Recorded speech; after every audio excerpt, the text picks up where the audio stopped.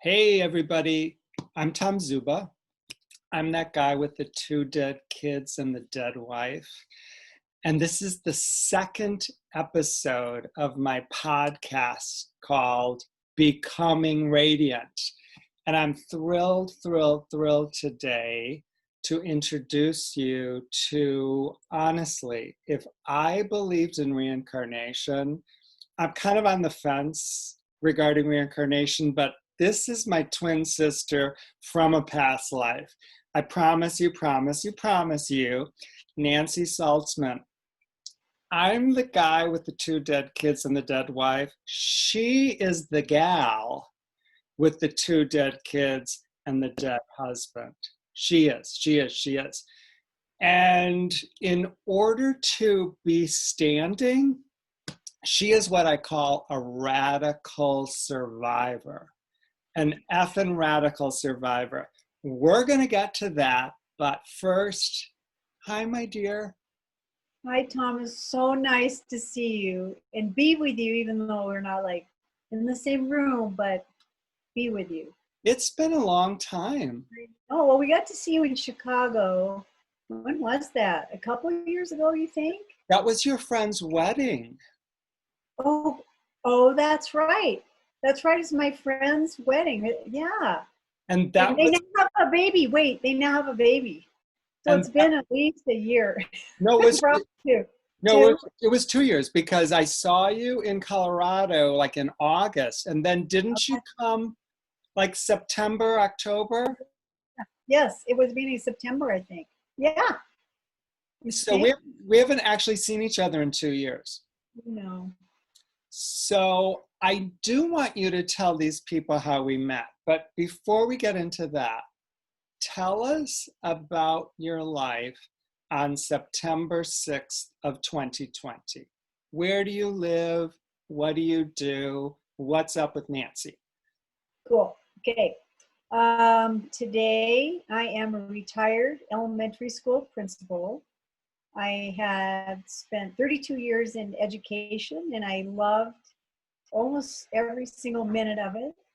And my favorite job was being an elementary school principal at a small little elementary in Colorado Springs. So when I retired, I kind of had to figure out a new thing that I was doing. So I did a lot of different things. But at this point, on September 6th, 2020, I'm retired, other than talking about my book and my life and getting to see friends and reading books. I do a lot of reading of books.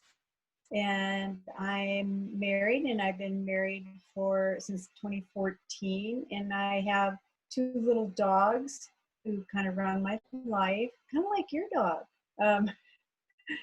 And so every day I get up and I walk the dogs with a friend or with my husband or with both. Well, Greg's my friend too.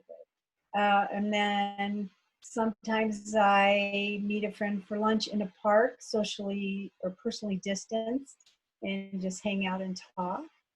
And I'm in several book clubs. So like I said, I'm always reading. And I'm very close to my brothers. So I talk to them on the phone. And I volunteer for an organization called Soaring Spirits, which connects widowed people throughout the world. And so I do some volunteer work for them. And if people wanted to find out more information about this organization, where would they go? www.soaringspirits.org. And it has an amazing website, and they can get support of all sorts of different kinds on the website.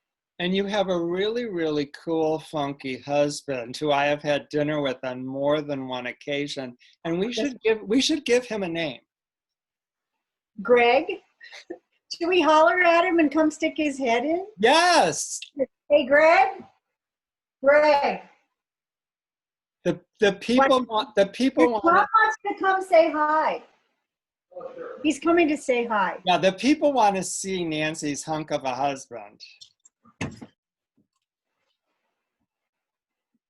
He's coming. He's very old. He's very, very old and very, very slow. Hey, Greg.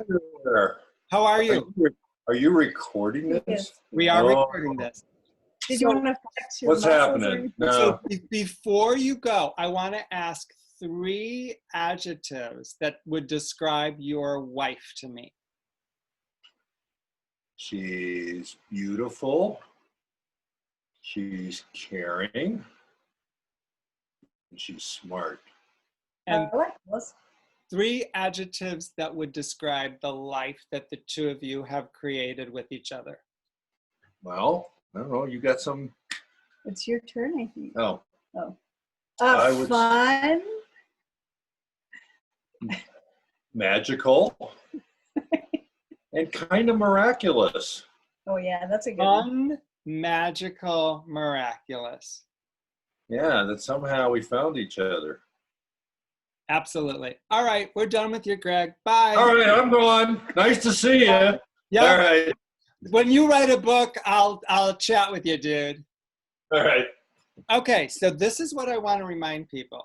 I am talking to the woman with the dead husband and the 2 dead kids. And this is how she and Greg, her husband, her current husband, her 5th husband, shall we say. We call him my current. Hey, 3rd for me, 3rd for him. Okay, 3, 3, 3. Young and divorced, young and widowed, remarried. So Okay. 6, yeah. 6. Okay. They describe their life as fun, magical, and miraculous. So Nancy, the reason that I'm doing these podcasts is, as you know, I wrote a book. And the subtitle of my first book, thank you, my dear. Thank you. Thank you. The subtitle of my first book is A New Way to Do Grief. A New Way to Do Grief. The subtitle of my second book is A New Way to Do Life. What I'm trying to do is offer an alternative.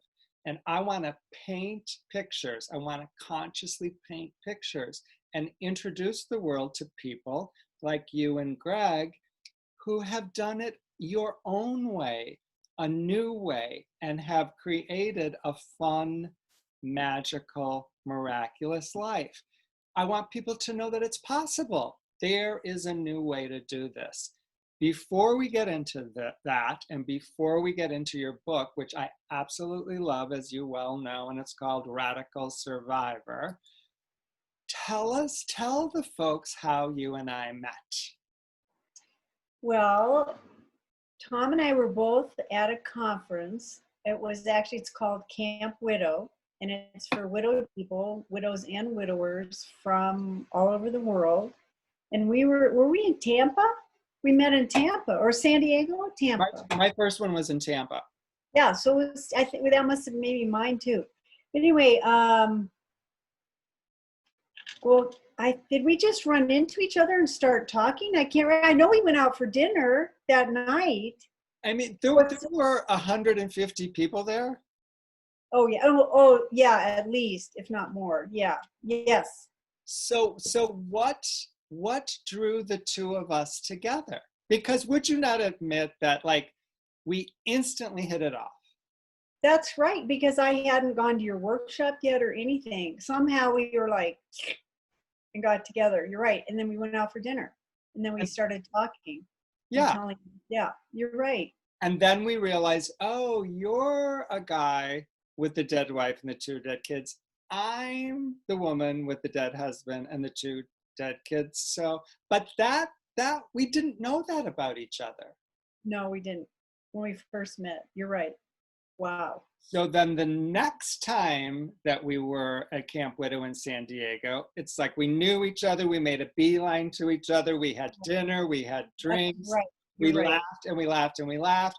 I sat in on your workshop. You sat in on my workshop. And we did a lot of giggling. Yes, we did.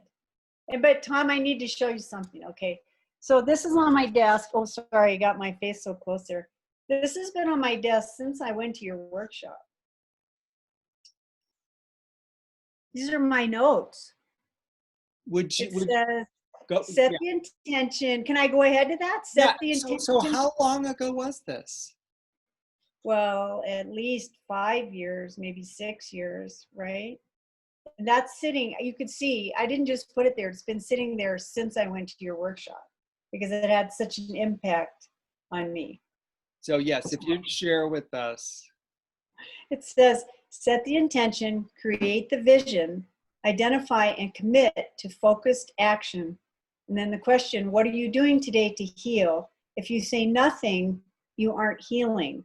Every time Tom took a drink, he would say, I am healing.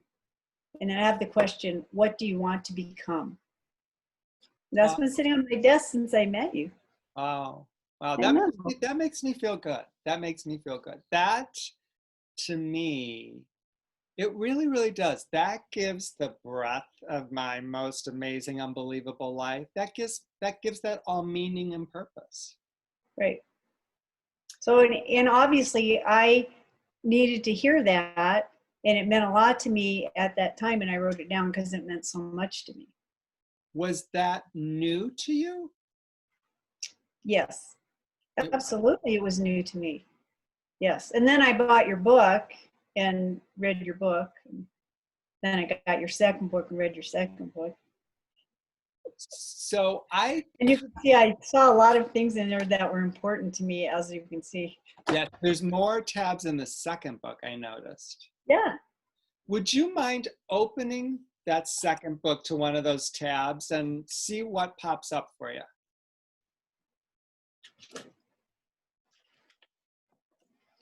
This one is the invitation, right at the beginning. To become who you have never been, you must do what you have never done. Don't you think that that's true?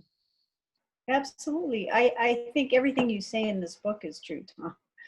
So in both these books. But for me, totally true.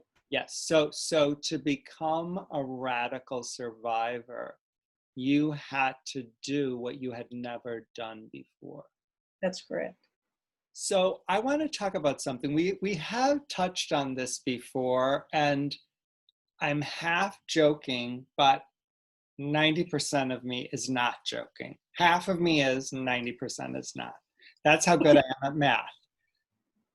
So, you're an artist. You're an artist. Exactly. I'm an artist. It's that side of my brain. So often when we're in a community of people who are living with the death of someone that they love, on a subconscious level or on a conscious level, people rank, which death is the worst. Is it a spouse?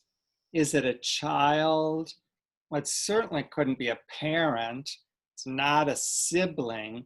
So we rank it by relationship. And then we rank it by, oh my God, thank God they didn't die by suicide or a drug overdose, because those are the worst and there's so much shame.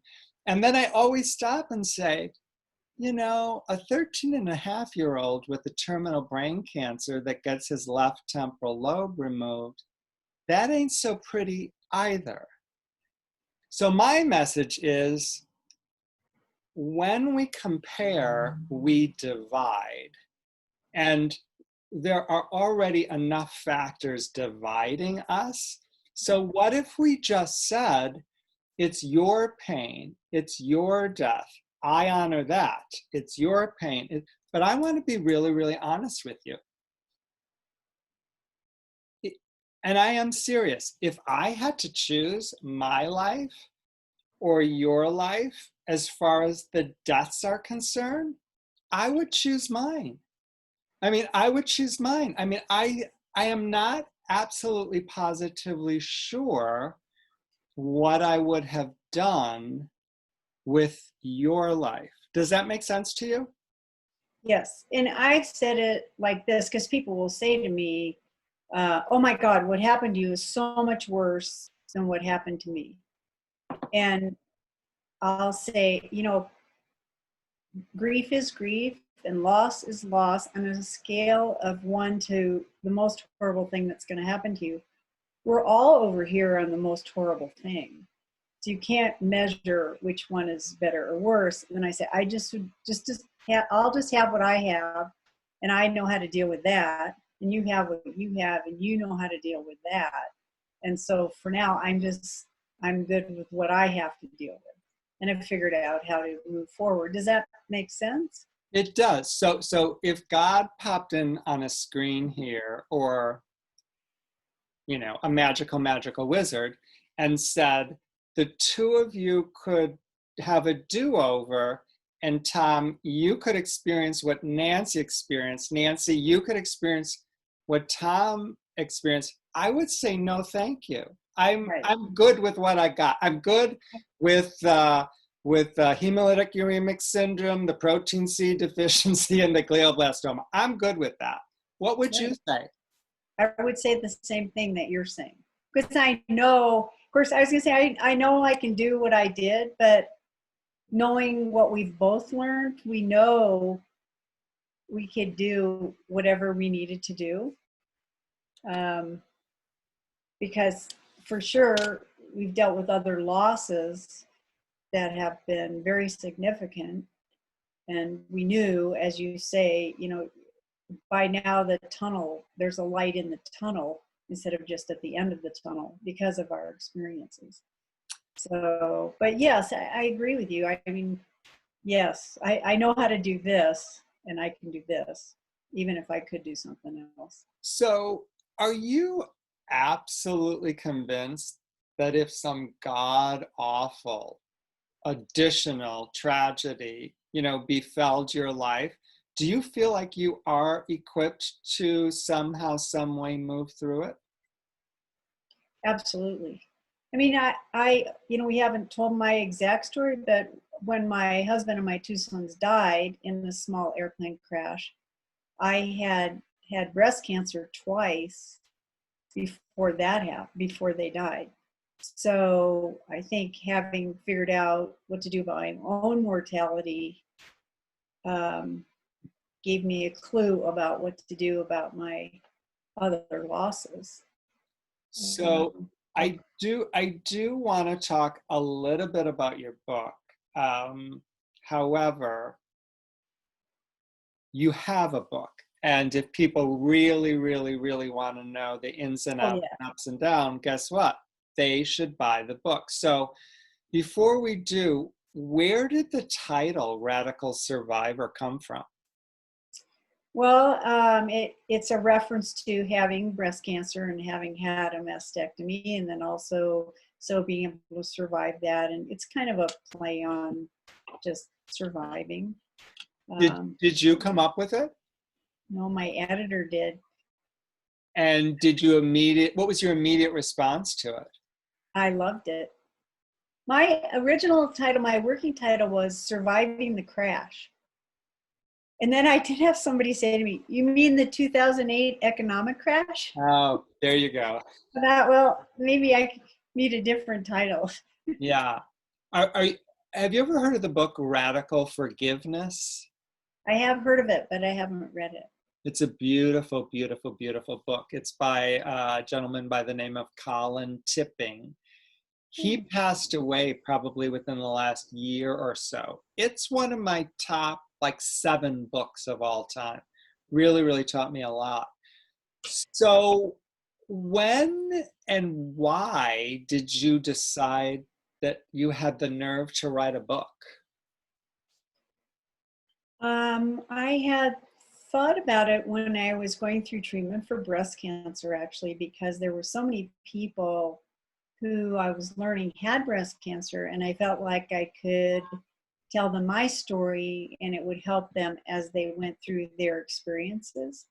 And I was an assistant principal and then a principal, and one of the things that I did was tell stories, and I learned that I could be a good storyteller and, you know, inject humor in a serious topic and give people hope. So I sort of had thought about just writing about having had breast cancer. And then when my family died, I thought it would be a story again that I could tell the story and it could give people hope that they could move forward after a horrible loss. But it took me a long time to write the book. My family died in 1995, and I didn't finish the book until 2012 because it just took me a long time to be able to write about them. But I think one of the other really motivating things is I loved my family, I loved my husband, and I loved my boys, and I wanted to write their story so other people could know them as I did.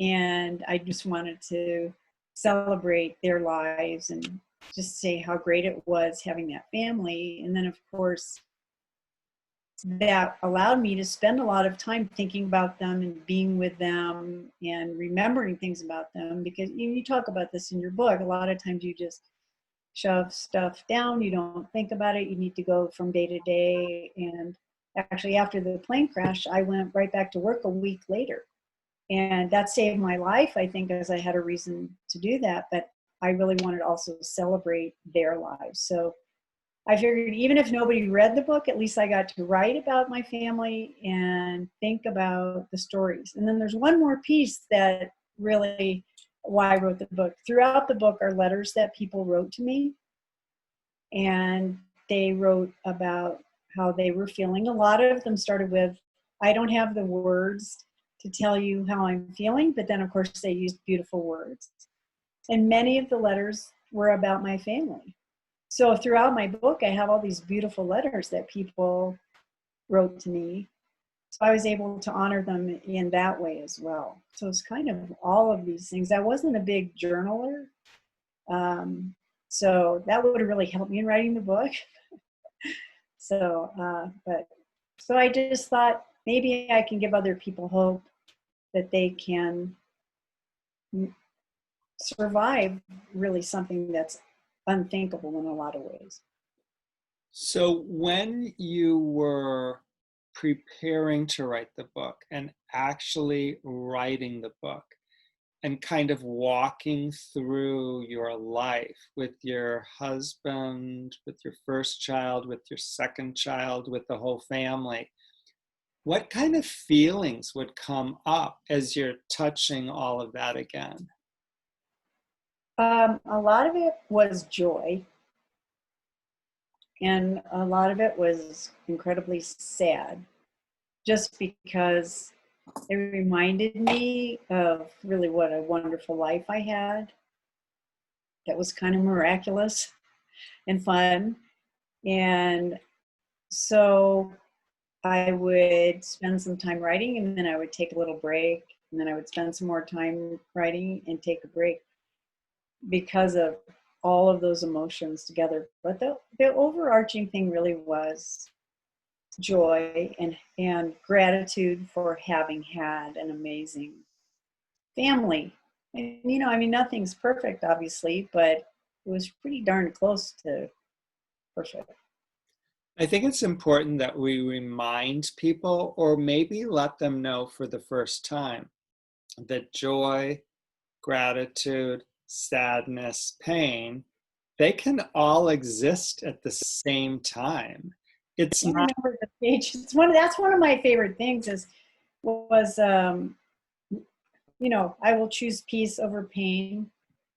When you say that in here, I think that is so powerful. I think it took me a while to realize that I could have incredible sadness, but laugh and enjoy myself. And I think, and you mentioned it in here too, I mean, some of it is you feel guilty and people are watching you and you're thinking, well, they're going to think, how can she laugh? Look at this horrible thing that happened to her. Or why isn't she laughing? Shouldn't she be moving forward? So I really appreciate that. I think for a lot of us, especially at the beginning, and the beginning could be 6 months or 3 years or 16 years, depending upon the work you're doing. But the fear is, if I'm out in public laughing or having a good time, then the mysterious they, whoever they is, will think, oh, well, Nancy really didn't love her husband that much. She didn't really care about her kids that much. How could she? Wait, Tom, I had somebody say that to me. You did? I did. I had somebody, it was one of my teachers, came in my office, and she said, somebody said something to me, and I don't know if I should repeat it to you, which was my first clue. I should have said, you should not repeat it. And she said, well, I just want to tell you that so-and-so said you must not have loved Joel, Adam, and Seth very much because look how happy you are now. And I was literally sick for 24 hours, thinking what a horrible person I was. And really, was there something the matter with me that I could be so happy after this incredible loss? And then, after about 24 hours, I was like, well, that person's not right. Because I get to be sad and happy at the same time. Because I'm always going to be sad. I am never going to get over this loss. My boys were 13 and 11, and they would be 38 and 36 this fall. I'm not over it. and what I always ask folks is, what does get over it? What does that look like to you? What does that mean? Are you over it yet? I have no idea what they're talking about. Yeah, it's and I also love. You articulate it so well as you're not who you were. So if they mean get over it so you can go back to who you were, you can't go back to who you were. That's just not possible. So Has anyone ever asked you, I always love this, hey Nancy, do you ever think of them anymore? I get that, but I think what's better is when people say, I didn't bring them up because I didn't want to remind you. It's like, oh, well, I haven't forgotten about it. How often would you say that you think about Joel, Adam, and Seth? Oh, I think about them every day for some reason. And, it's interesting because you talk in your books about signs and having a relationship. I totally believe you continue your relationship, but I never really thought I had any signs from them. And then I heard you speak about that. And I just loved it so much because you said, well, one, what's the downside of thinking you're seeing a sign? And I'm like, I don't think there's not a downside. I want to see signs and I want to think they are around me. And so I really wasn't looking for signs until I heard you talk about it. So that was probably 15 years longer. I was kind of afraid. I was afraid of it. I thought people who saw signs maybe were hallucinating. And I did go with a friend to psychics because she really did want to connect. And I went, but I always kind of felt like, I don't know that they know what they're talking about. And so you helped me kind of reframe that into, well, of course they're here. Of course my relationship is continuing. Why not look for those signs? I always say to folks when someone says to me, oh, that really resonates, or oh, that really helped me, that helped me broaden my horizons. I always say, well, then you have to become the teacher. It's like, how else are the others going to know? How else are the others going to know? If we don't talk about it, then people don't know that there's an alternate way of being. Right. This is what I also say. I do believe that the essence of who we are is eternal. I do. It's a choice that I make, and I'm not telling anyone else what to believe. Do I believe that Rory and Trish and Aaron can communicate with me through signs? I do. I absolutely do. Do I believe I'll be reunited with them when I leave my body? I do. Those are all choices that I make. They make me feel better while I'm walking this planet. And, someone will say, well, what if none of that's true? What if none of that's true? Well, then when I die, if I don't cease to exist anymore, what do I care? I don't care. Right. I know. And I heard you say that, and it really resonated with me because I'm not, I wasn't raised religiously. Both my parents were Jewish, and we considered ourselves Jewish, but we didn't practice. We didn't go to temple or anything like that. But this is just so different than the way I think I thought of it. Well, and to me, it has very little to do with religion. I mean, I don't I was raised Catholic, but I certainly don't consider myself, a strict religious Catholic. I consider myself an awake human being who's kind of paying attention to what's happening. You live, from your Facebook posts, in a beautiful area, and you and Greg and the dogs are outside in nature a lot. And that is so healing. And I think when you're outside walking like you guys walk, if you're not open to the possibility that there's something more than just us, then you're not paying attention. Right. I would agree. Absolutely. And yes, it's just being outside and being with the dogs and walking in Colorado Springs in the mountains. Yes, it's just healing. It's fulfilling. You're getting messages all the time. So do you have a copy of your book right there? Can you show folks what it looks like and tell them where they can get it? It's me. Of course, you can get it on Amazon. That's probably the easiest. It's an Audible book. I read it, and it's an ebook, and it's also a paperback. Okay. So very easy to get. You just go on Amazon and put in Radical Survivor or my name, and you'll find it. Radical Survivor. It's really cool because it has, not only does it have the letters throughout, but it also has cool pictures. Oh, here's a picture of my family. Beautiful. That's Joel, Adam, Seth. Right. And their last name was Herzog because, I'm a feminist, so I didn't change my name. Spell their last name for us. Their last name is Herzog, Herzog, and I'm Saltzman. So how do you feel? How would it feel? I want folks to read the book. I want folks to read the whole story, beginning, middle, and end.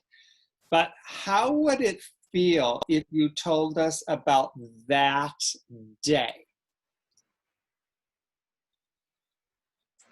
Well, it was my family. My husband owned a tennis shop. Joel owned a tennis shop.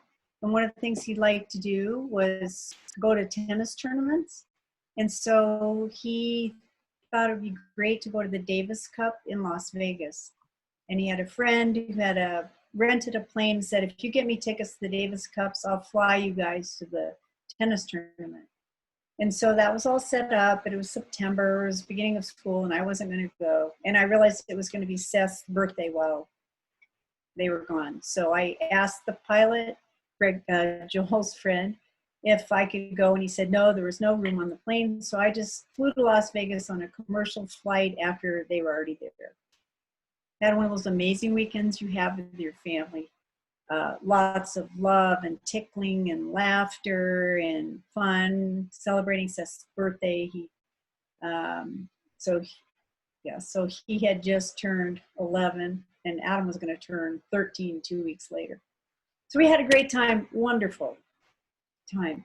And then on Sunday, I had to fly home on the commercial flight, and Seth asked if he could come with me, and Joel said, no, you're staying with me. We're going to go watch the tennis, and so that's fine. I'll see you guys at home. So I flew into Colorado Springs on a commercial flight. It was raining. So I thought, well, they probably won't fly back today, or they'll stop or something like that. But I got home, and there was a message on my recorder. And Joel said, hi, it's about 3:30, and we're getting ready to get on the plane, and we're going to fly to Colorado Springs, and we should get there about 7 o'clock. And so we'll see you at home a little after 7. So I just went into school. It was a Sunday, but I had a lot of work to do. So I went into school and did some work. And this was before cell phones. So I would call home and check the message recorder. Starting about 7, I started checking the recorder, and there were no messages. So I kept working. About 8 o'clock, I started to get kind of anxious about the fact that I hadn't heard from them. So I decided to go home because I thought maybe they would be home. So I went home from school, and I kind of just busied myself. And about 10 o'clock, the phone rang, and I assumed it was going to be Joel, and it was a guy who identified himself from emergency services in Denver, and he said, I'm just calling you because we have a couple of small planes down in Colorado and Wyoming, and we can't find your husband's plane. And I said, do you know anything? Really, do you know something? And he said, no, we really don't. We haven't found the planes, but it was such bad weather that they had a plane locator, and they had one locator, so they knew where the planes were, but I don't know how this works, but we know from geometry or whatever, they had this one, but they didn't have this one to find the plane. And he said, we have a satellite and it'll pass by midnight and we'll call you as soon as we know something. And then he said, are you religious? And I said, no. And he said, well, I don't want you to be alone. Do you have somebody you could call? And again, I said, do you know something? And he said, no, we really don't. So I called my best friend and she came over. Now it's like 10:30. And we knew we had to wait until after midnight. And so we just sat around talking about everything except if they had died in a plane crash. Like if they did crash, we would go get them. They would not be that far away. We would just have to drink coffee and drive there to get them, and everything would be fine. So, because Joel was in great shape. He was like 40 and in great shape. So we just figured they would be fine. And after midnight, then of course we got the call, and the same person said to me, I'm so sorry to tell you, there were no survivors. And I remember saying to him, those were the most beautiful boys. And he said, I'm sure they were, ma'am. I'm sure that they were. And then the collapsing on the floor and the crying. And then all of a sudden the realization that every kid I knew who went to the school where my kids went would be going to school the next day. And so I had to get up and call my boss.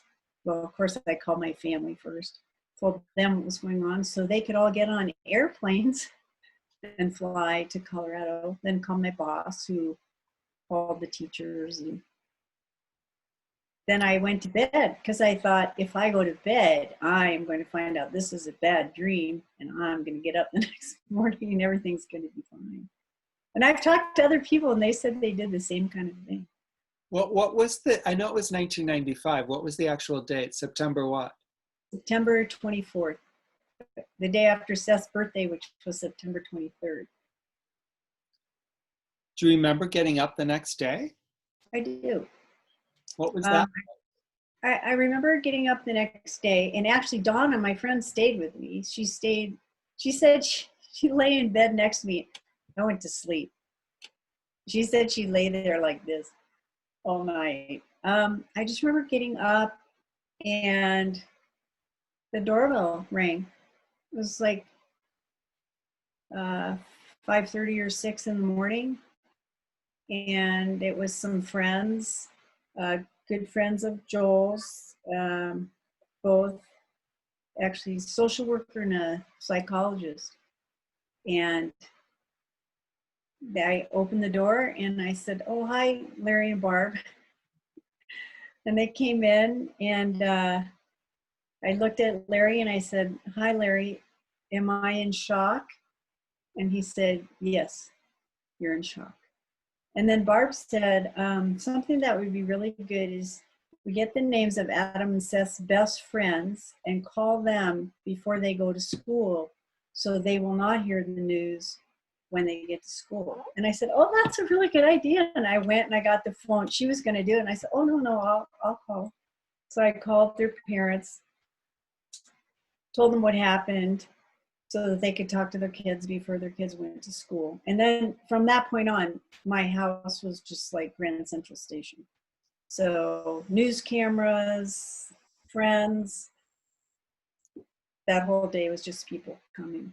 This couple that were the first people you talked to, how did they hear of the news? Well, I think that's a really interesting thing because I did go back and try to find out. It was actually on the news first thing in the morning because Well, it was Homer and his wife, and then Joel, Adam, and Seth. And, actually, I don't know how the news stations got it. I mean, maybe it was on a police radio. I actually have no idea. And then, of course, well, probably also because my superintendent was calling all the teachers. So I called him at 1:30 in the morning, and then he called, they did the stupid snow tree when you call somebody and then they call somebody else. So by the end of that, people thought I was also dead, that Seth had survived. That was not the best way to notify people. So I'm sure that those people started telling other people, and once somebody from the tennis community knew about it, because Joel owned the tennis shop, they all called each other, and then we were part of the hockey community. So I just think it was probably the most shocking news that most people had ever heard at that time. Certainly. Do you remember when the reality of what had happened kind of actually started to settle in, and you're saying to yourself, my husband's dead and both of my children are dead? Like, when did that begin to feel really real to you?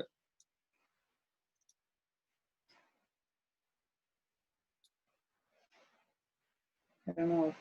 Not for a long time, I don't think. I mean, I knew the reality of it. I mean, I knew it was true, and I wasn't denying. I was not saying it's not true, but I think, I don't know, probably months and months. One of the things that I write about, I know I write about this, a lot of the stuff that I write about, I can't actually remember, but I believe that if the breadth and the scope of what happened to you or what happened to me or the next person or the next person, if that came crashing in on us at once, I literally don't think we would survive. Yes, it's in both your books. Yeah, so it's like we let it in, small dose, small dose, small dose. I've told this story before. It was 3 or 4, it might have been 5 years after my daughter Erin died. I was working for the Cancer Society. Back in the day, we had secretaries, and I went out for lunch.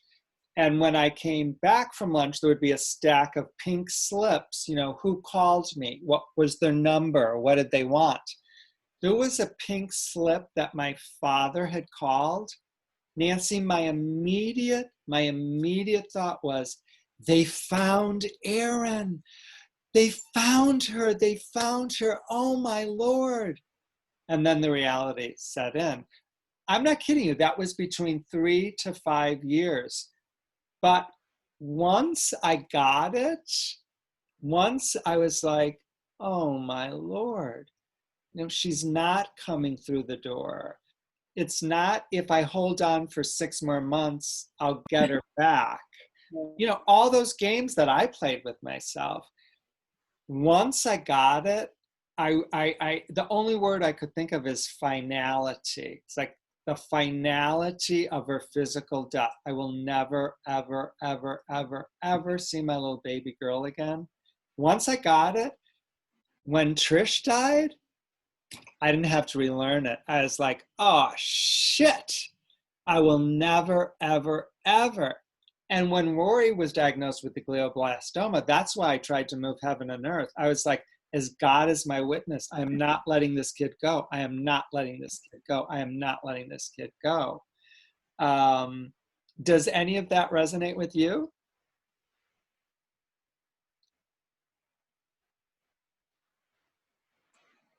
Yes, I think it does, because I had so many losses after my family died. I mean, those people who say to you, nothing bad will ever happen to you again because this did. Yeah, that doesn't make you not have any more. I mean, my sister died in her sleep at age 55. My best friend died in a car accident. Yes, so yes, I think understanding the finality of it, yes. I never really thought about that way, but yes, I think that's very accurate. So you shared with us that you had had breast cancer twice. That second time you got breast cancer, was there a part of you that thought, well, this is the worst thing that's ever going to happen to me? Oh yeah. Yeah, I did. In fact, that time that when it came back, I actually thought it might kill me. The first time we were kind of like, okay, yeah, you have surgery and you take care of it and you're okay. And then when it came back, it was like, is this really serious? And it's trying to kill me. And so it was much scarier actually. And then I had chemo and radiation and all that time. So As you reflect back, did those two bouts with breast cancer, did that prepare you in any way? Did it give you any knowledge or wisdom or tools to deal with the death of your entire family? the thing that I learned that I think helped me was I had to learn patience, because when you're diagnosed with cancer, there, at least with breast cancer, I think this is still true. They give you all these options, and then you can't. Mostly, you don't get things right away. You have to wait a while, and then you have to wait to see this doctor, and then you have to wait to see that doctor. You can't. You don't get answers right away. And then when it came back, I had to do. What did I have? I had chemo for 6 months, and then you had to wait. And all my hair, is bald, and I wasn't going to get my hair back for a year. And so I just had to learn to be patient and not be very patient with myself. And I think that was the one thing that was helpful as I was going through learning how to live with the death of my husband and children. So it just made me much more patient. Does that make sense? Totally, totally. And I mean, that really is a gift, if we can use the word gift, of the two experiences with breast cancer. Right. Oh, I agree. It was a gift. Because I don't think when someone that we love dies, I don't think most people are very patient. I mean, they want to move through it as quickly as possible and get to the other side. You don't want to have that. You don't want to feel that. And you talk a lot about that in the book, and you're not going to be able to move forward if you're not feeling it. And I mean, I think it's really human to not be, you can't feel it, like you said, you can't feel it all at one time. You have to take little parts of it and deal with the parts and the parts and the parts and do what you can. Did you ever think, oh, it would have been so much easier if it just would have been the boys, or if it just would have been Joel, or if it just would have been Joel and one of the boys? What I thought was, I have to do this by myself. And if I would have had Joel to go through it with me, that would have just been, I wish he had. And then I would think, oh my God, I would never want him to have to go through this. I don't want him to have to had him have his children die. I would not. It would have torn him up. Would he have been able to survive it? Yes. So I was kind of all over the place. Then I would think, well, if one of the boys had survived, that would have been so great for me. I never would have let him leave home. I would never let him go to school. I would never let him play hockey. I would never let them go to college. And I think that kid would be so messed up because I would never let him do anything. I mean, yes, I thought everything all over the place, but that was one thing that I did think is,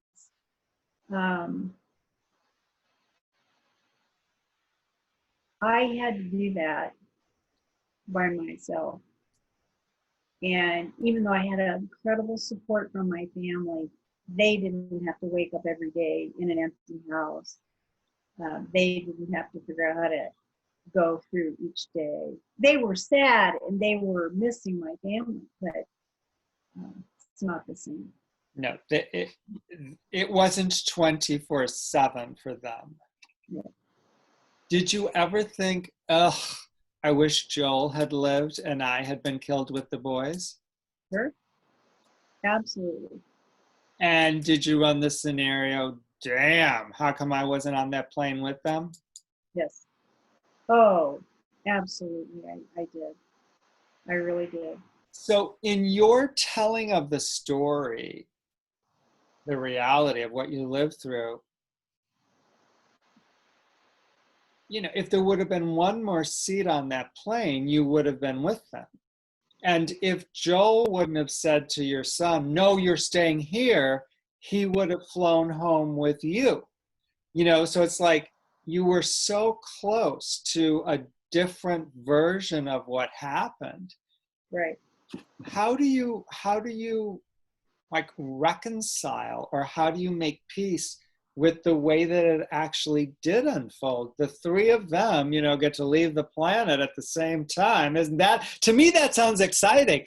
I have a vision of Joel grabbing Seth, Joel grabbing Adam, and they just, woo! And here's Nancy, okay, great. Well, I think that's so interesting that you say that, because I've certainly thought of that, and not only in the where are they now, but they're together and how great that is.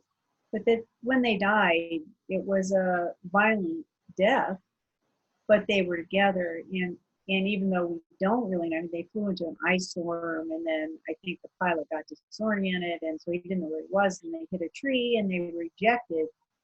So they died of massive head injuries. But I'm convinced that Joel was telling them jokes. They couldn't see, right? It was dark and they couldn't see, so they didn't know if they were going to hit him. And even if they were scared, he would have been holding them. He actually had Seth on his lap because there were 4 seats and there were 5 people. So I'm comforted by the fact that I think he was comforting them. We'll never know, but why would I believe anything else? And that they are together.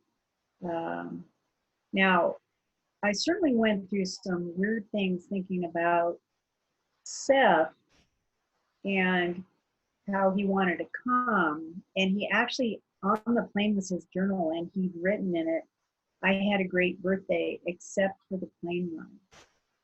Now, he told me he loved being on the plane, but there was no bathroom, there were no Cokes, and there were no snacks.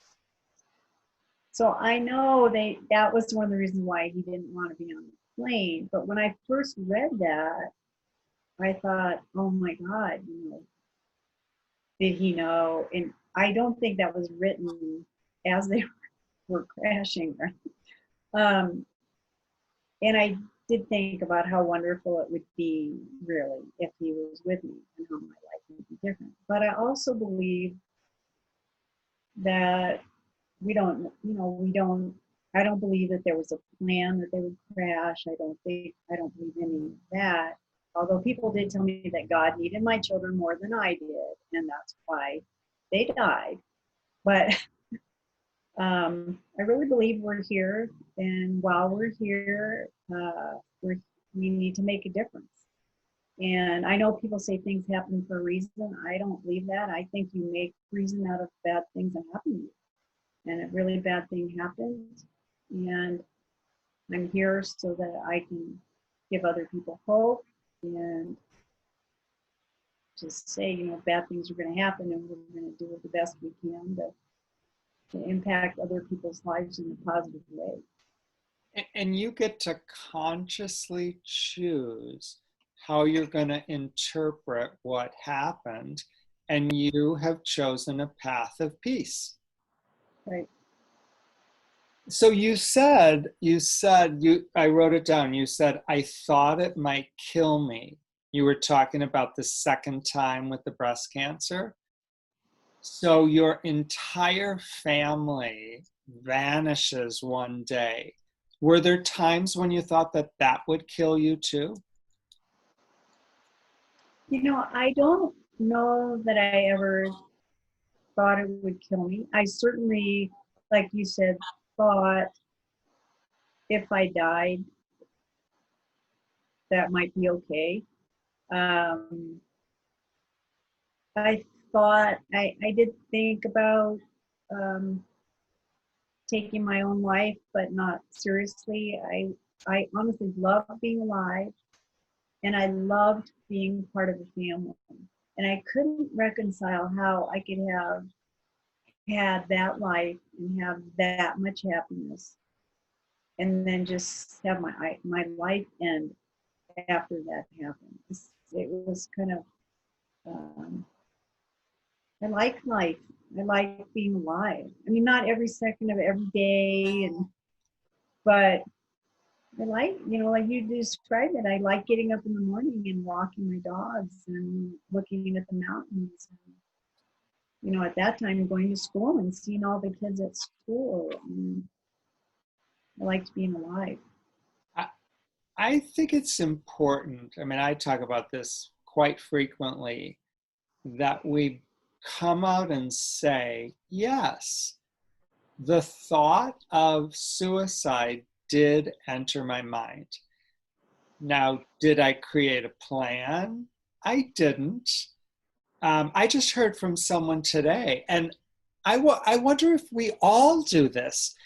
Driving my car on a freeway, thinking all I have to do is go like this, and it could be over for me.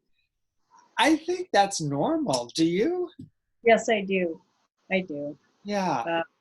I mean, I did think things like, well, with my luck, I'd try to throw myself in front of the truck, but I would only be hurt. I wouldn't be killed. I could take drugs, but I'd wake up and have like my right arm wouldn't work, but I'd still be alive. And it's like, oh, Yeah.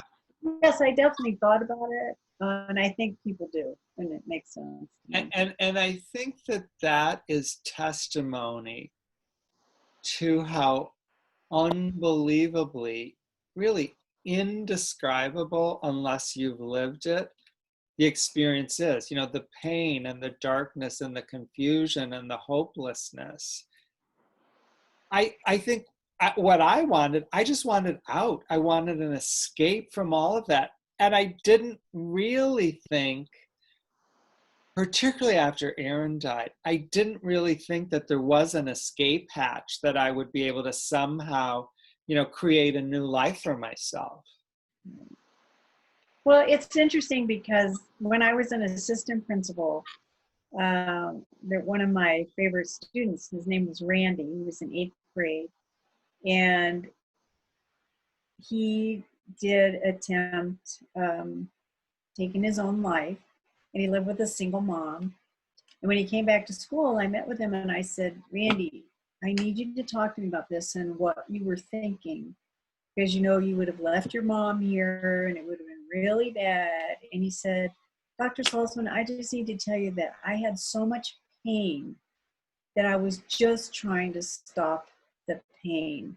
And I thought, that is so interesting. I understand what he was saying. Of course, I hadn't had really any losses, or I guess maybe my father had cancer, but it was just kind of clicked, and I've always remembered that. And I do think that's what happened, was I was having so much pain after they died that I would have loved to stop the pain, but I didn't really think ending my own life would be the best choice. Yeah. My experience is, after 2 weeks, 2 months if we're lucky, the message out there is, move along, that was then, this is now, be happy, please stop talking about it. And the breadth and the scope of what happens to us is minimized by the culture still. And as a result, I think, for me personally, I felt more and more alone and more isolated. And back in the day, social media isn't what it is today. And I actually did think I was the only one. And I thought, if I'm the only one and this is it for the rest of my life, I think I would rather just leave on my own accord. Do you think that that's changed much? I would say yes and no. And the reason why I think it's changed some is because of Facebook. And I think that because of Facebook, people have been able to honor their loved ones and talk about them, and people respond. It's very different than, when you went through your, all your losses. You couldn't just go on Facebook and say, I'm feeling sad. And I just want to talk about my wife right now. I'm just going to write some things. Now, if you do that, I mean, not everybody, but people who don't want to respond don't respond. But there's always somebody who will write back and say, oh gosh, tell me more, or thank you for posting this picture, or I didn't know your kids, but I would love to hear more about them. And 25 years for me. I'm surprised actually more people don't say it's 25 years, enough already. The response I get a lot is just what I said. Thank you. I think it's so great that you continue to honor your family in this way. So I think you're always going to have people who are going to say not those things, but there's certainly more opportunity to people to share. I mean, I've shared the things that you've written in your book with so many different people, and I know they've appreciated it. And I'm not sure, we're so concerned about how someone's going to perceive what we say that people don't do it. And I just learned that you just need to do it, and if they want to ignore it, they can, but pretty much I never have had anybody. So I would say people are more open to talking about it, and I think people are more patient. Now, I have to caveat that by saying a lot of the people I'm friends with on Facebook are widowed people. So I'm getting that response from widowed people or people who know me. I'm not sure how it's affecting other people, and they maybe would like to say, we don't want to see these pictures anymore. But luckily, I haven't seen that. So if there's someone out there that's listening and they're kind of on the fence, should I go public with what I'm feeling today on Facebook or Instagram or wherever? Your suggestion, and I agree with it, would be take a deep breath, take a risk, and yes, rather than do grief the old way and keep it in, get it out and see what the response from the world actually is. But I would also say, remember that anyone's opinion of you is actually none of your business. I love that. So, whatever they have to say, anyone that says anything negative or hurtful or painful, that has nothing to do with you and everything to do with them. Correct.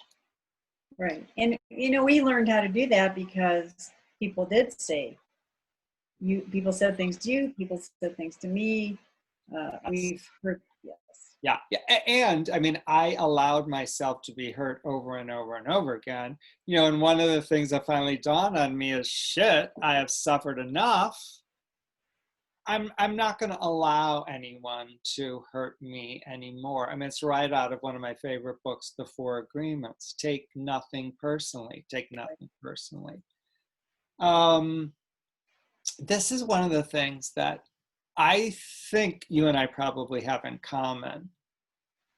I can't sit. Well, how many years were you and Joel married? Let's see. We were married. This is great. So we met in 79, married in 81, and he died in 95. So what's that, 14 years? Okay. That's interesting. Trish and I were married 13 and a half years. So we were married about the same amount of time.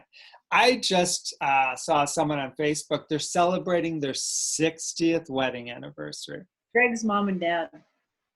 I mean, I can't fathom what it would be like to have had 60 years, sitting across the table, having a glass of wine with my wife, Trish. I can't imagine what that would be like. And one of the things that I'm aware of is I don't have anyone to sit and talk to and say, Remember when Erin was born? Oh, Remember her first word, or that first Christmas? Or now, what did we get Sean for his third birthday? Was that the birthday where we had this cake or we had that cake? Or, oh my God, remember Rory's first day of Christmas? It's like that does not exist in my life. And I think so many people take that for granted. My family, God love all of them, except for my mom and 1.5 siblings, rarely, if ever, mention my people's names. And they're certainly not going to sit down and have a long, in-depth conversation about remember when, remember when. What has that been like for you? I think when I realized that, it was probably one of my saddest moments. I can't remember when it happened, but I remember it happening. And maybe it was when people were sitting around and telling stories, and I realized I don't have my person to do that. And just how sad that was, because that's a lot of what we do. Is we get together at Thanksgiving, we all tell stories of everything, that ever happened, and memories. And I think part of writing the book was my way to do that. Looking through pictures and just trying to recreate the memories, and maybe asking my brothers what they remembered. But yeah, I think that's a huge sadness. And as you get older, you forget more and more, and you can't just check. And yes, it's huge.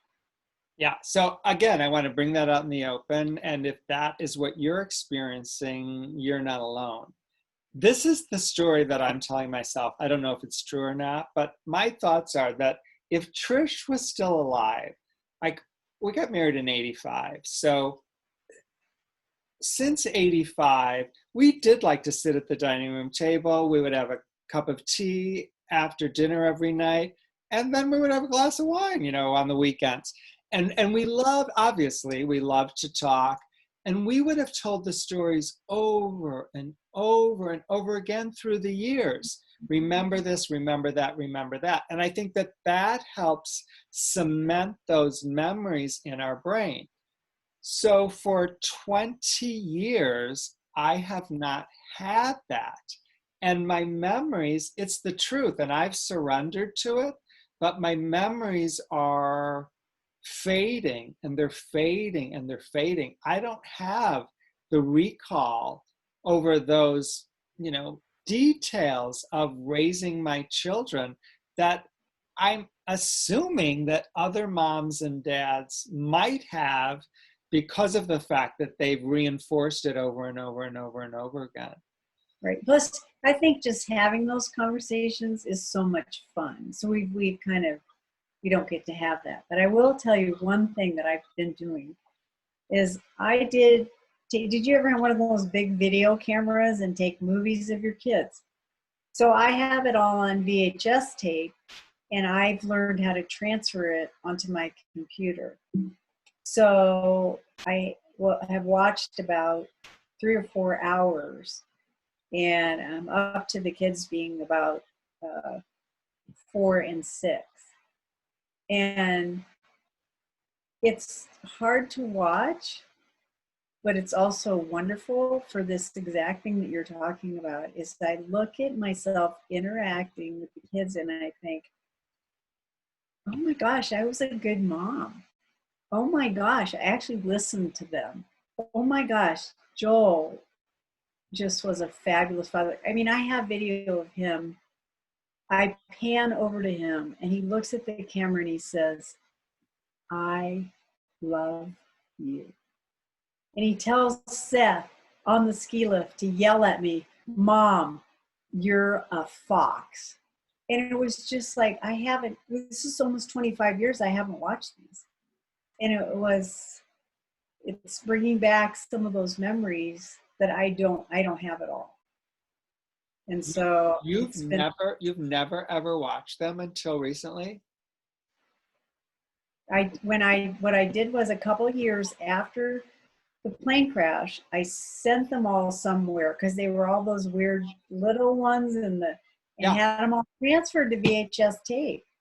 And I just never watched them. I don't know if I don't know if I was afraid or I just didn't ever make the time or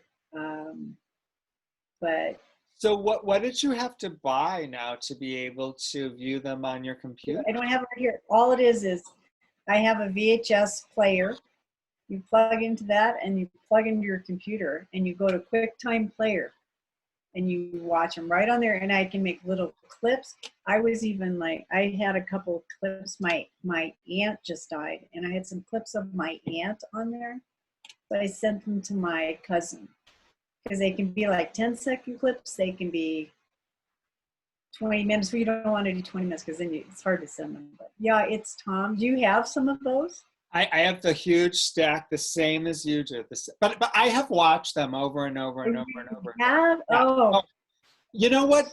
Everybody responds differently. But after each one of them died, I would literally sit in front of my television and watch them over and over and over again. I love the sound of their voice. I have no idea why I didn't. I really don't. Now I wish I had, but oh. So Rory's 29th birthday was July 24th, 29. And Sean, who's now 25, came over. We watched the videos, watched them over and over and laughed and laughed and laughed. Yeah, it was wonderful. I love knowing that I can, somehow get them on here and then manipulate them. I mean, that's a great project during the pandemic. Thank you, Nancy. Yeah. So go ahead. No. Let me ask you this. I don't know. Say in year 3, in year 4, in year 5, did you ever think in 2020 you would say, I have a fun, magical, miraculous life? I would have said it. Because I was trying to envision that. This is what I thought. I loved being married, and I wanted to find somebody, married or not. I mean, I didn't care, but I wanted to fall in love again. Now, did I really believe it was going to happen? No, I don't think so. I just wanted it to happen. I definitely thought about it. I thought I had done it and I could do it again.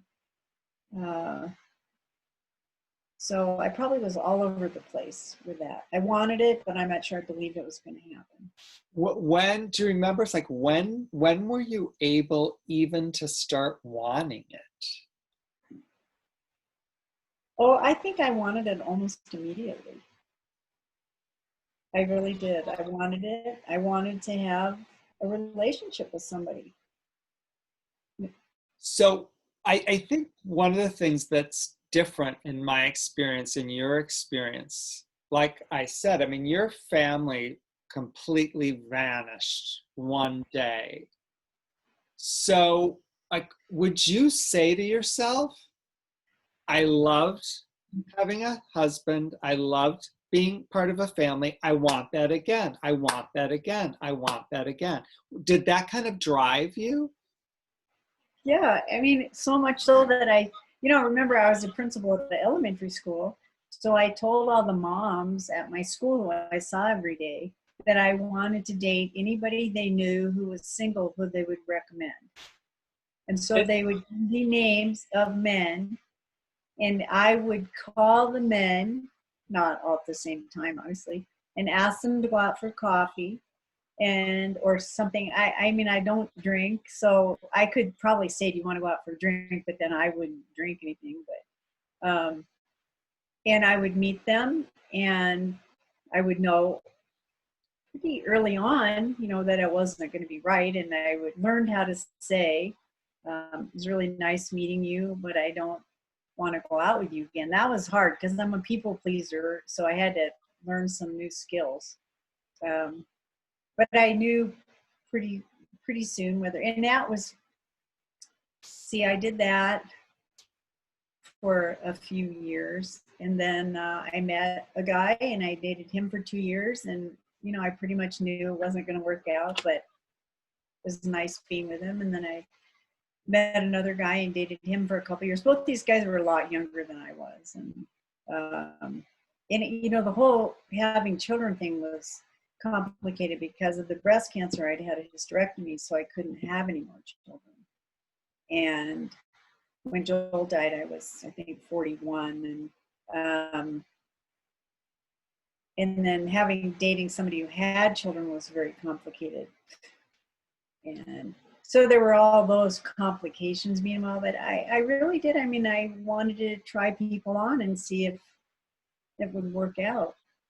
So how soon after Joel died did you start putting the word out, I want to meet good men? I think it was probably a year, if that long. And you were open to getting in a relationship with a man who did have kids? I thought I was. And I ended up marrying Greg, who has a son, and it was extremely complicated for me. I think I know a lot of people are in blended families, and it has worked. I mean, I was a principal. I watched it happen all the time, and I think it was complicated, but people made it work. I think for me, I didn't realize it was just hard because I wanted my own kids back. And Greg's son, who's a delightful person now, was a teenager, and he moved in with us when he was 15. And he has a mom, and she had certain ideas about how we should be raised. And he'd never lived with Greg full time, and all of a sudden he moved in with us full time so he could go to the high school near us. And Greg has a very different parenting style than I do.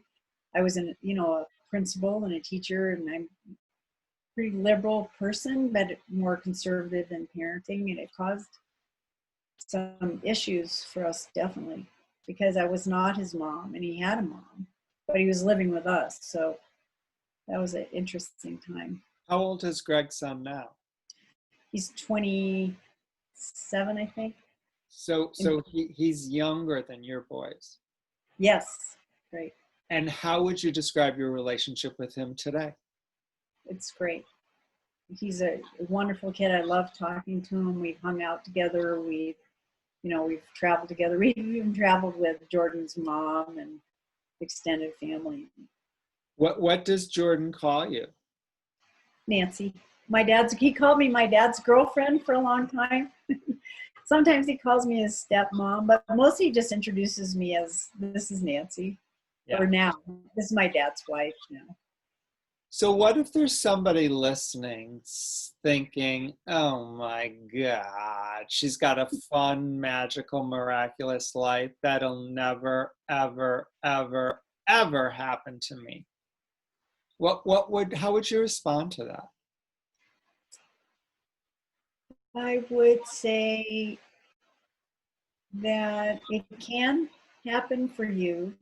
And I think that we just never know what's going to happen. I mean, you could meet somebody tomorrow who is somebody you want to be with. You could meet somebody a year from now who's somebody you want to be with. I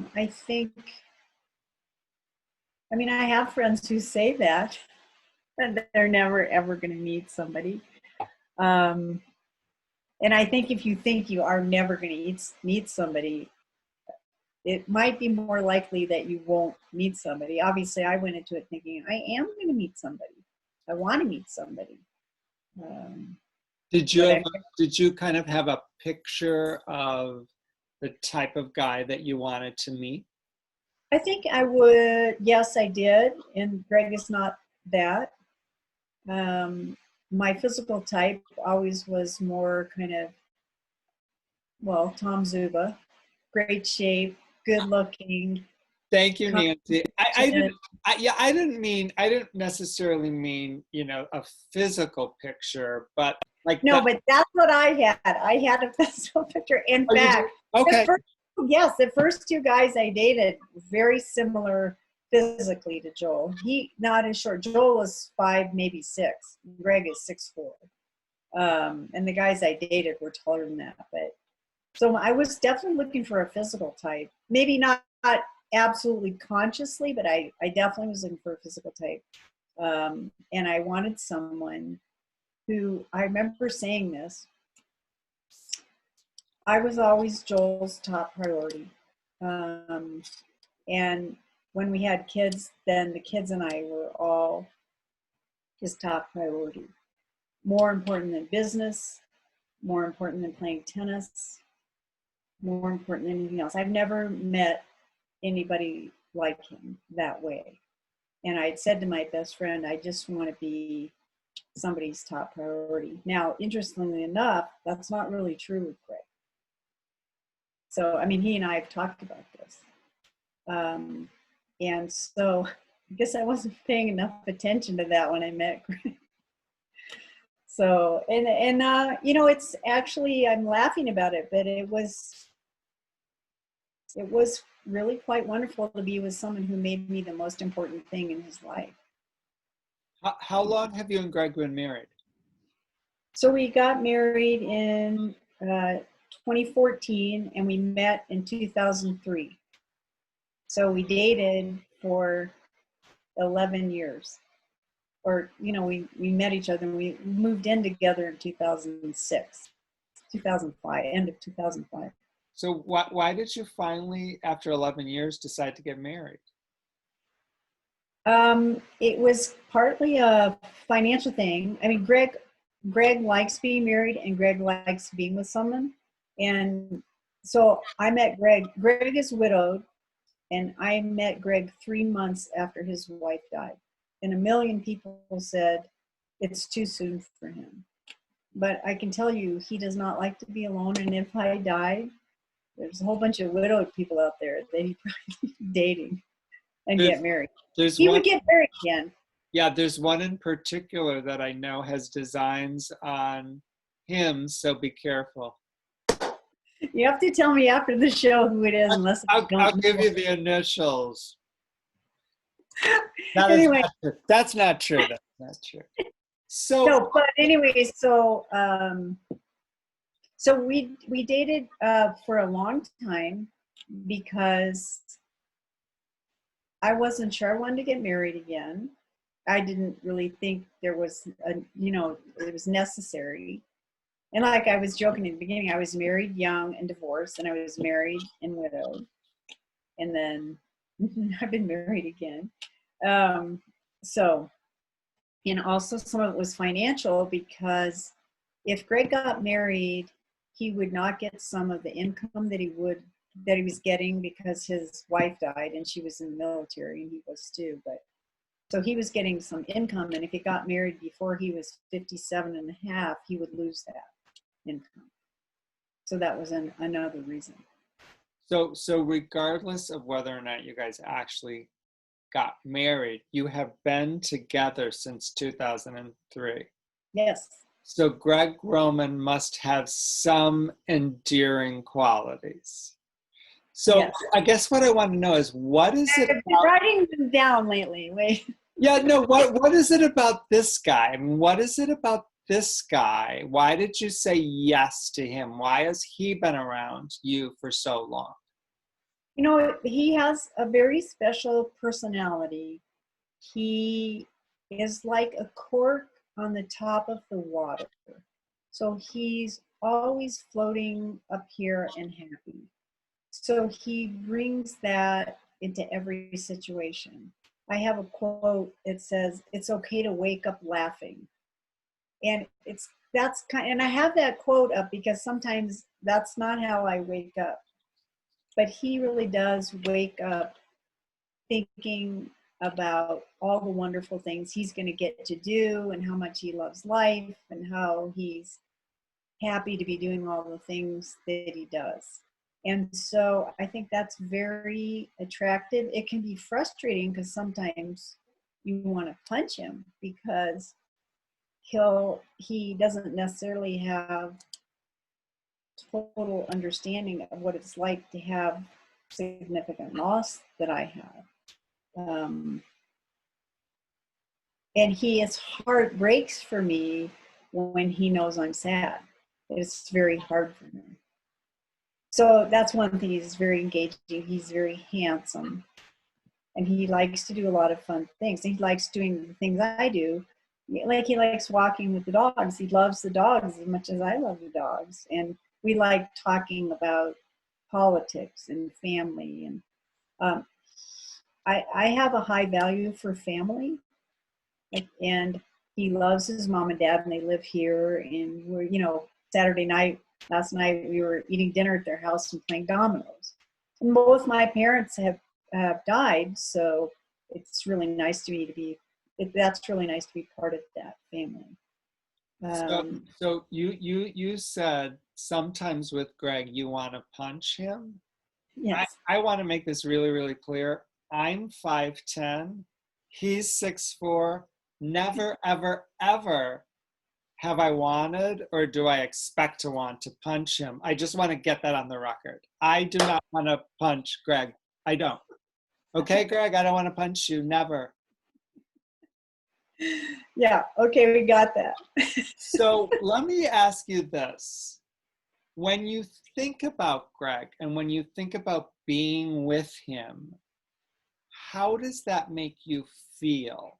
Like, talk about what it feels like to be Greg's wife. What does that feel like?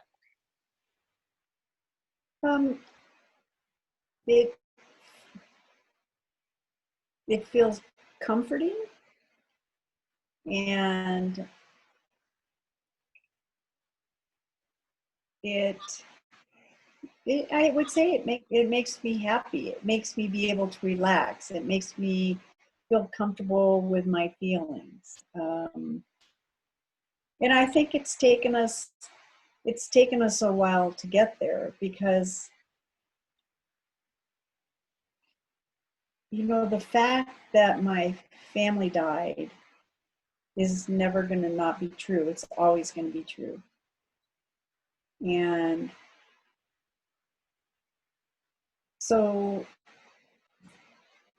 I mean, I'm really glad that I have him to be with me during those times. Sometimes it's frustrating, like I said, because he doesn't understand, or he doesn't want to understand, or he doesn't want to hold that pain, which I understand. He doesn't want to feel the pain. So sometimes I just have to go through things on my own and not expect him to be able to do that. Does that make sense? Totally, totally, totally. Do you think that anyone on the planet could ever really understand what it's like to be Nancy, whose husband and 2 kids vanished one day? I actually do. You do? I actually do. At least have a pretty good idea. And that's because I lost my family, and it's such a shocking thing to so many people. If they ever heard about somebody who had the same thing happen or a similar thing happen, they put me in contact with that person. So Joe Lichner, wife died with their 2 daughters in the TWA plane crash. They crashed, taking off, I think, from Boston, and they were on the way to Paris. And so his sister lives in Colorado Springs, and she said, could you please call my brother? And I did, and we talked on the phone almost every night for a year. And then there was a woman whose husband and 2 daughters was in a boat in Lake Michigan, and the boat sank. They don't know why. All 3 of them drowned.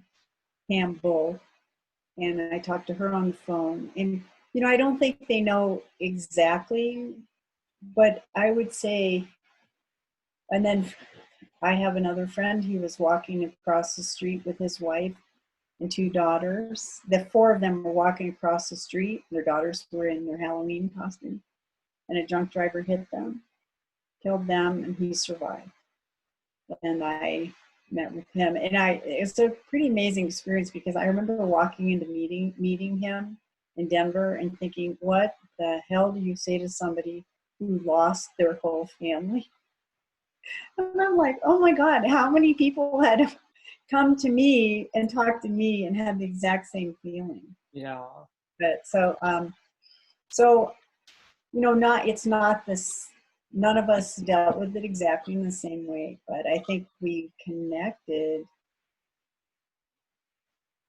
in a way that I couldn't really connect with other people. Yeah. But there was also the part that I felt like I was ahead of them. And so I always felt like you can see me and you can tell that you can move forward and still continue your relationship with those people who died. Yeah.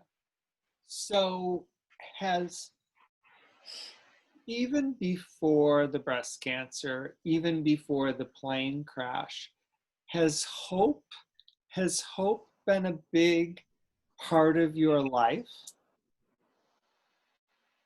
Yes, absolutely. What's that rooted in? Well, part of it is I was born like that. So my mom said I came out and I was like, hi. So I was just kind of wired that way, right? And then being with Joel and Adam and Seth just reinforced that I didn't know I was going to fall in love with Joel. I didn't know that Joel and I were going to have these two boys. I didn't know that we were going to have this amazing life and relationship. So why wouldn't I hope for that again? Why wouldn't I believe that that was going to happen again? I think, and it is true. I mean, look at all the things that I've had in my life. And what about this notion of being of service and helping other people? You know, reaching out. What am I going to say to the guy with the dead wife and oh yeah, I am that. But other people would have said, no, it's too much. It'll bring it all back up. No, I'm sorry. Can't he find a therapist? What is it about you that you're willing to be of service to other people? I think it's more than one thing, but certainly I was raised in a home where, you know, we were taught you need to have a meaningful life and you need to make a difference in the lives of others. And, you know, I have a brother who's a doctor, a brother who's a lawyer. I have a sister who had a PhD in criminology and worked with victims of domestic violence. I mean, you can just see how that kind of all came about from my family. And Joel was the same way. And then I knew from being a teacher and a principal that when you help other people, of course, that helps you. And so, and you talk a lot about telling your story and telling your story and telling your story and telling your story, because that's what helps you heal. So I think that was part of it. But so much when you help, you're there for other people, it's helpful to you. So I think, you know, certainly I had this horrible thing happen to me and I want to make meaning out of it. And how do I make meaning out of that is by talking to other people. I mean, I don't know if you ever had people say this to you, but I've actually had people say, I was having the worst day ever. And then I saw you and I thought, thank God I'm not her. So, I mean, you know, like, and I mean that, I mean that in the kindest, most loving way. I'm so grateful I'm not you. Right. So what I find interesting and kind of reflecting back in what you've shared, you said, I wasn't raised in a religious family. Your religion is literally being of service to other people. Unlike many people out there who would say we are raised in a religious family, we do go to church. Your religion is being of service and helping other people. That's one of the things your parents passed down to the four of you. Thank you. That's pretty powerful. That's pretty powerful. So you have a little piece of paper there. You were in the presence of a really, really powerful teacher who wrote 2 books, and that's me. And could you just read again those first couple of things that I said many, many years ago that you thought were wise? Sorry, you guys. Get a neck job. Okay. You said, set the intention, create the vision, identify and commit the focused action. I mean, was I not the embodiment of this? Totally. And that, yeah. So that's where I want to go with this. For that man or that woman that is listening to this conversation and they're saying, there is no way in hell I'm going to create a fun, magical, miraculous life. Or who does that dude think he is? We can become radiant. I don't know what to do. I don't know what to do. This is what you do. You set the intention. You create and hold a vision. You take concrete, doable, measurable action steps every single day. And I'll add, and be patient. Be patient. Allow the universe to love you. Allow the universe to respond to you. And your story, I mean, it's a perfect example of just that. You saying 1 year after your family vanished, hey, do you know anyone I maybe could date? Hey, that's setting the intention. That's setting the intention. You had a vision for what this guy wanted, what you want this guy to look like. But my hunch is, after dating this guy and this guy and this guy, you thought, well, actually, what's more important to me is, how do I want to feel when I'm with this guy? How do I want to feel? And this 6'4" dude enters your life, and he's comforting, and you feel happy when you're with him, and you feel relaxed, and you're comfortable with your feelings when you're with him, and you're like, okay, yes, yes, yes. So this life doesn't just happen to us unless we're asleep. We literally co-create our life with this universe, with this God, with whatever. And I promise you, intention, vision, action.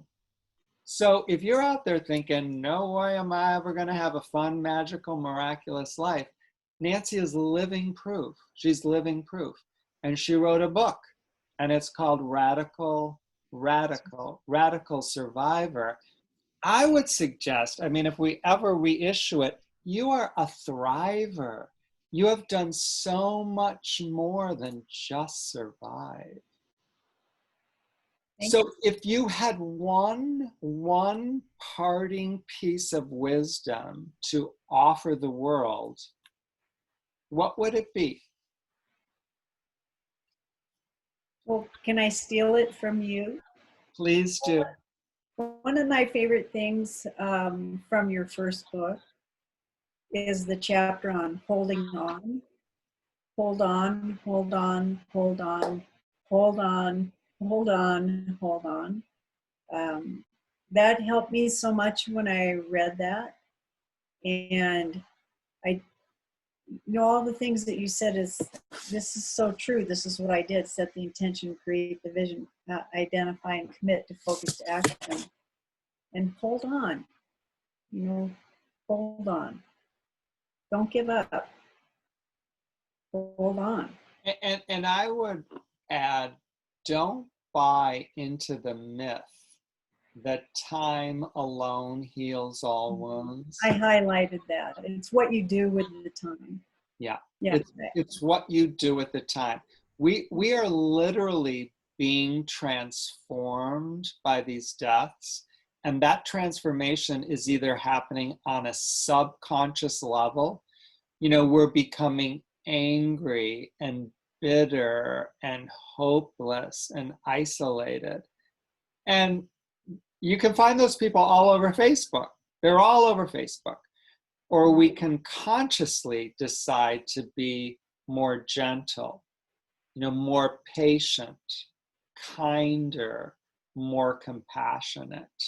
And I think you're a beautiful example of what is possible.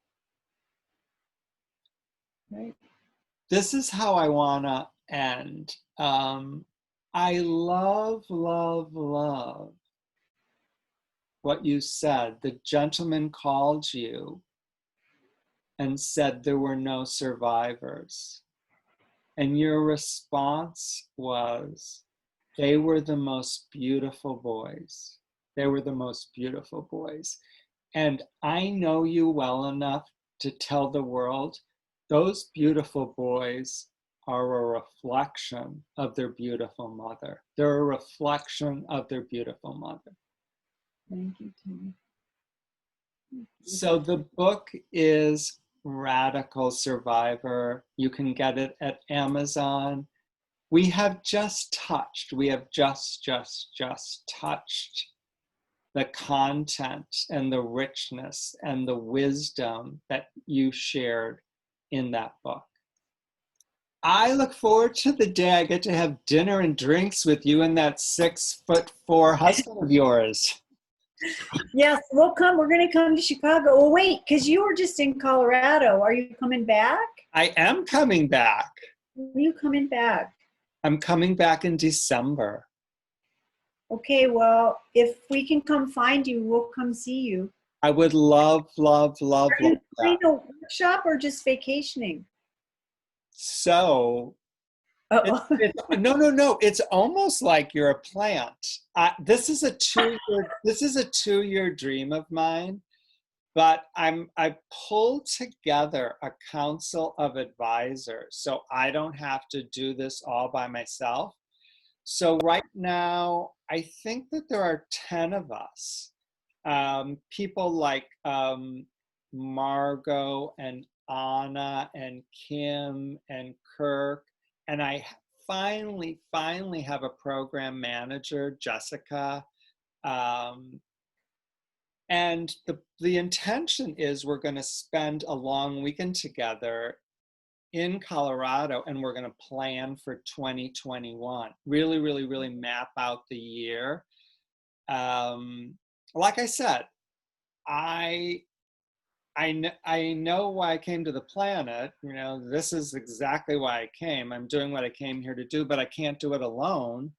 And when we know better, we teach. And if we don't teach, then how are the others going to know? So I really, really want to broaden that circle. However, they're coming for this amount of time, and I'm staying for this amount of time. So I have time at the end of it where I have absolutely nothing to do. So it'd be great to see you guys.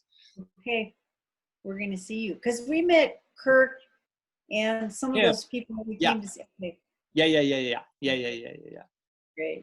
Thank you for spending your Sunday evening with me. I appreciate it, Nancy. Thank you for spending your Sunday evening with me. It was an absolute pleasure. And I know hopefully everybody has these 2 books.